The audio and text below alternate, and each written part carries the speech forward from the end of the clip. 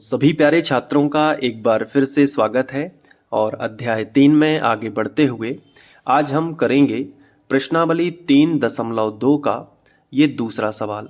बहुत इम्पॉर्टेंट है, most IMP है, आप इसमें स्टार लगा सकते हो, मतलब बहुत इम्पॉर्टेंट है ये। ठीक है, अब इसमें क्या करना है पहले ध्यान से समझो। यहाँ पे दो समीकरण दिए गए हैं, पहला समीकरण ये दिया गया है और दूसरा समीकरण यहाँ पे ये दिया गया है।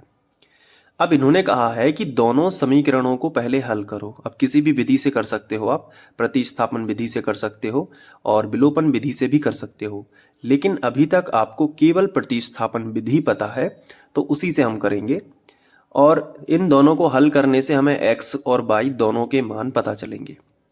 यहाँ पे हम x और y के मान रखेंगे तो m का मान हमें मिल जाएगा, जो कि हमें ज्ञात करना है। देखो m का मान ज्ञात कीजिए, लिखा है ना। तो चलो सबसे पहले हम लिखेंगे दिए गए समीकरण युग्म। तो जो समीकरण दिए गए हैं, पहला समीकरण है 2x धन 3y बराबर 11।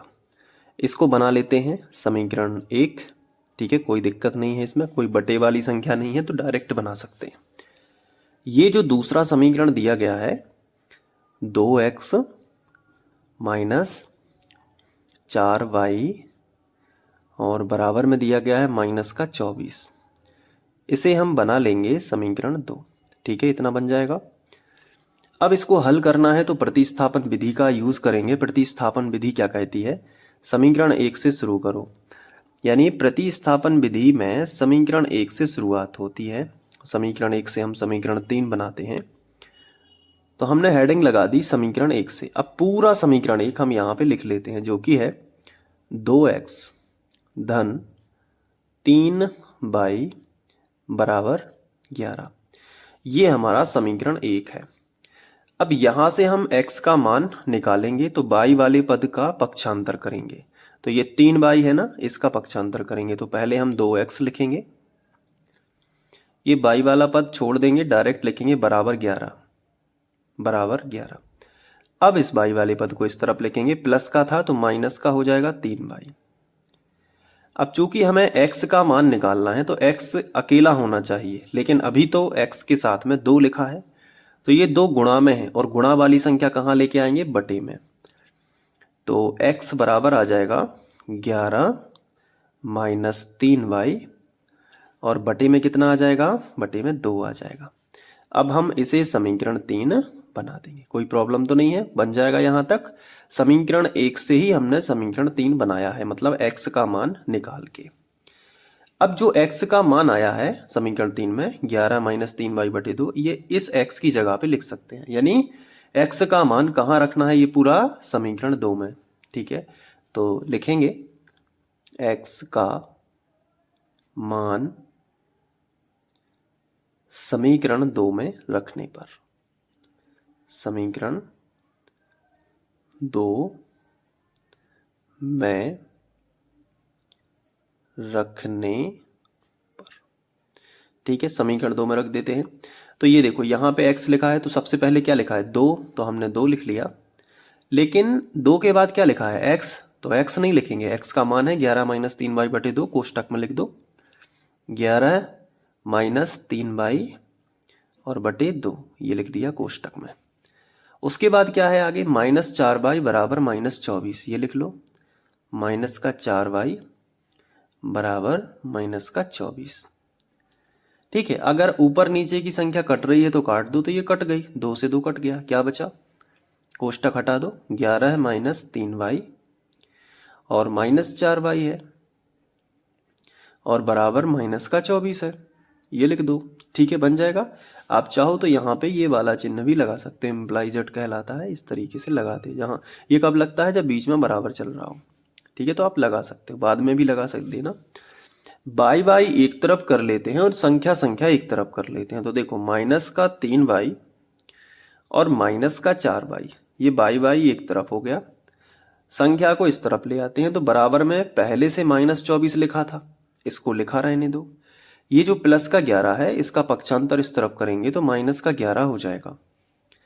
तो अब इसके बाद क्या होगा, यहाँ पे देखो माइनस का, ये माइनस का, तो दोनों जुड़ जाएंगे माइनस माइनस के, माइनस का 4 और 3 7y हो गया, और बराबर कितना हो जाएगा 24 और 11, माइनस का 4 और 1 5 और 3 और 1 नहीं 2 और 1 3, माइनस 35, माइनस माइनस दोनों तरफ से कैंसिल हो गया, तो 7y बराबर कितना आ गया 35। अब ये y के साथ में 7 गुणा में है, गुणा वाली संख्या कहाँ लेके आ जाओ बटे में, तो y बराबर कितना हो जाएगा 35/7, तो 7 पौना 35, 5 बार कटेगा, तो y का मान कितना आ जाएगा 5। ये जो y का मान 5 आया है ये कहाँ रखते हैं हम अपने समीकरण 3 में। यहाँ पे अगर हम y का मान रख देंगे तो हमें x का मान भी पता चल जाएगा, तो हम लिखेंगे आगे कि y का मान कहाँ रखने पर, समीकरण 3 में रखने पर, 3 में रखने पर। चलो समीकरण 3 ये है, कहाँ पे है ये देखो, x बराबर 11 माइनस 3, तो यहाँ पे लिखेंगे x बराबर 11 माइनस 3, y की जगह पे 5 और बटे कितना है एक बार देख लो जरा, बटे में 2 है, यहाँ बटे 2 कर लो।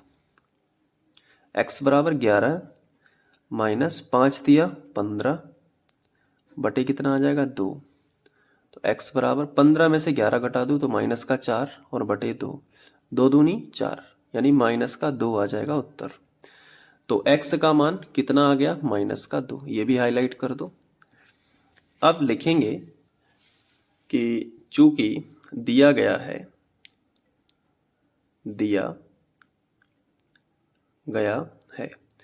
हमें सवाल में एक चीज और दी गई है। आप देखिए ये सवाल है y बराबर mx प्लस 3, ये दिया गया है ना, तो हम लिखेंगे y बराबर mx प्लस 3।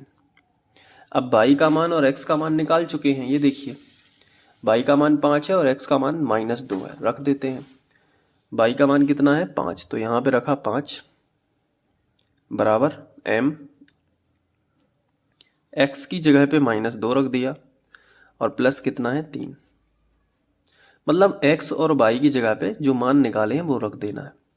तो 5 बराबर 2 का m में करोगे तो माइनस का 2m आ जाएगा और प्लस का कितना आ जाएगा, प्लस का 3 आ जाएगा। माइनस का 2m इस तरफ लेके आ जाओ तो प्लस का 2m आ जाएगा, बराबर 3 पहले से था इस तरफ, ये देखो, और ये 5 जो है इसको इस तरफ ले आओ तो माइनस का 5 हो जाएगा। समझ रहे हैं ना क्या किया गया है, माइनस का 2m इस तरफ लेके आ गए तो प्लस का हो गया, बराबर 3 पहले से था, और ये जो प्लस का 5 है ना इसको इस तरफ ले आए तो माइनस का हो गया, तो 2m बराबर माइनस का 2 बचेगा, ठीक है। तो m बराबर -2/2, ठीक है, तो 2 से 2 समान संख्या बटे में हो 1 उत्तर आता है, तो m बराबर कितना आएगा -1। ये मत कहना कि 2 से 2 कट गया तो 0, ये कभी नहीं होता, समान संख्या बटे में है उत्तर 1 आता है। m बराबर कितना आ गया -1, तो लिखेंगे अतः m का अभीष्ट मान, m का अभीष्ट मान कितना होगा, m बराबर -1 होगा, ठीक है। तो इस तरीके से लिखना है। अब मैं चाहूँगा कि आप अच्छे से नोट कर लो, तो यहाँ से मैं आपको दिखा देता हूँ पूरा प्रॉपर तरीके से।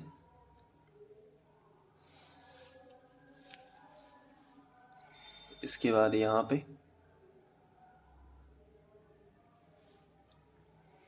इसके बाद ये,